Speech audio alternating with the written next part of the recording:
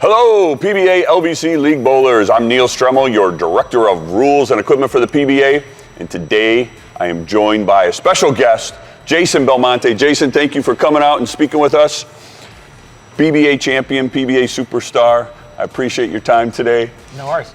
So you travel, I wanted to talk about this for everybody out there. You travel more than anybody I can imagine in our sport. You're here at the PBA Elite League now. Obviously, you were here for PBA Tour all year. I know you went back for a wedding, and then you had to come back and bowl some more. So that's a lot of travel, and I'm not even counting all the other stuff you do back home. So you have a lot of time zones to deal with. I am wondering how you handle, staying fresh, staying sharp while doing all that travel as well.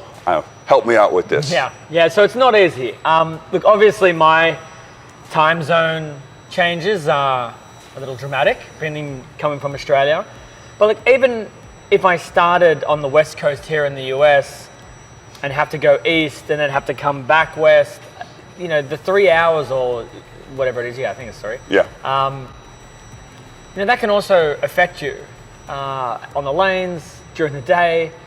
So usually the best thing you can do if you're doing any type of travel is wherever you're going to try to fit into what would be considered a normal routine in that time zone as quickly as possible. So if I land from Australia into Los Angeles and then travel to Portland, I'll get here really late in the evening. So I have to try to make sure that before I get there, I've stayed awake long enough. Yeah. So I'm ready to fall asleep when I get to Portland. But if I sleep all the way, or I get there into Portland at night and I'm awake till 4 or 5 in the morning, then I try to do something during the day and then I have a nap in the afternoon. Well, my body's not going to fall into that normal routine faster. So that jet lag effect will last longer. The first few days are always the roughest because I'm trying to be like, right, I've landed, I've got to try to stay awake the next day. I got to stay awake the whole day. I can't close my eyes even for a second, otherwise I fall asleep. So those first few days, in particular, if you're competing, it's really, really tricky because you are exhausted, you are tired. Your body's telling you should be asleep. But again, like I said, even if I was going from the East Coast to the West Coast and I have a nighttime squad, at 6 p.m. start, well, that's a 9 p.m. start in the Eastern Zone. So if I've traveled from east to west, when it gets to that 10 o'clock at night on the West Coast, it's 1 a.m. on the East Coast where my body thinks it is. And so it can be really, really tricky. Yeah. So, for the fans out there, sometimes if you're asking Jason for an autograph and he's signing and he closes his eyes and you get a little line at the end, you got to understand that that's going to happen sometimes. I'm just kidding. No. The line will go down and then I usually get woken up and then it comes back up again. It's kind of one of those dip signatures. Yeah.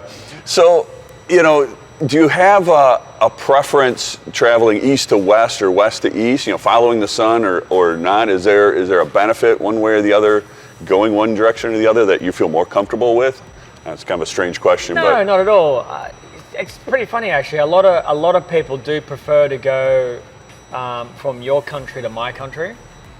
But in saying that, there really isn't for me like, I'm totally okay coming to the US or going home. Like, it's totally fun. They both affect me. Yeah. And it all depends on the way that I'm built, I suppose, is how I survive that first and second day. If I try to get into that routine quickly, no matter which way I go, I'm going to be okay on the third or fourth day.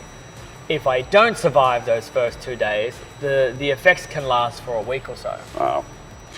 All right, so then when you get to where you're going, one of the things you need to do, especially you've spent probably 24 hours or even more, traveling, most of it on a plane, but some of it in different airports and getting to the hotel and et cetera, et cetera.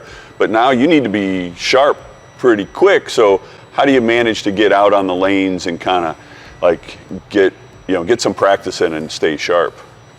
Yeah, that's usually the difficult thing. The way that I try to organize my personal schedule, I want to leave home as late as I possibly can I'm already away enough, so I try to leave as Yeah. late as I can, and then I want to obviously leave the PBA Tour as early as I can so I can get home. So that also means that, you know, I might be arriving sometimes, if it's like a direct flight to Dallas, 18 hours, and I have an event in Dallas, I can potentially arrive the morning of practice. Now, I know that's not ideal, Yeah. but sometimes there are things going on back home that you can't miss. Like a wedding. Like a wedding, like something, well, something, anything. It could be anything. And Sorry. so sometimes I'll try at most to give myself a day. So if we have practice on the 10th, well then I'm arriving on the 8th. That gives me the 9th to kind of settle in, get my stuff organized. But of course that jet lag will still be affecting me from the 10th, 11th, sometimes the 12th. So there's a few days there where I'm bowling and my body's saying you should be asleep, Yeah. and I'm trying to bowl through it. Those are the tough events, the real tough events. And it's funny because sometimes you'll see me when I first come over, or if I have to go back and return. You watch my scores through that first tournament, and it's usually a rather slow start. Yeah. And then as I'm getting more and more sleep, I can start to kind of climb a little bit. But yeah, I think if I could do it like without any worries or anything like that, I would be here at least 3 or 4 days early.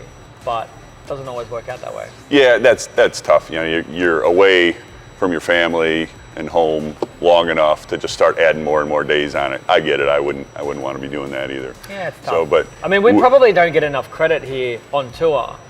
Not just myself, like all the guys. You know, we hear a lot of other sports, you know, like baseballers and NBA players and football. Oh, we've got to be away from our families. We're exactly the same. Yeah. You know, even Americans who live here. The difference is obviously a quick flight home or a quick drive home and they can get there. But when you're competing for the week, 2, 3, or 4 weeks in a row, that means you're not at home. Yeah. And I think a lot of fans forget how taxing that is on us mentally, physically. So, you know, anytime any of the boys out here are feeling those effects, I think that's one of the things I'm most proud about of the PBA Tour is, like, we really do help each other. You know, there's always someone saying, like, dude, go home, I'll bowl your pro-am. Or you need help moving all your gear to your car because you've got to get home quicker. Like, the lads get together and carry equipment. Like, you see it every single week. And it's actually really beautiful to be a part of that. That's good to hear. I know that the bowlers at home, the league bowlers that you know, want to hear some of these stories. You know, if they're looking to come out on tour, you know, you're going to have a lot of travel, and just in the United States. But then, you know, we have events in Europe and Asia as well.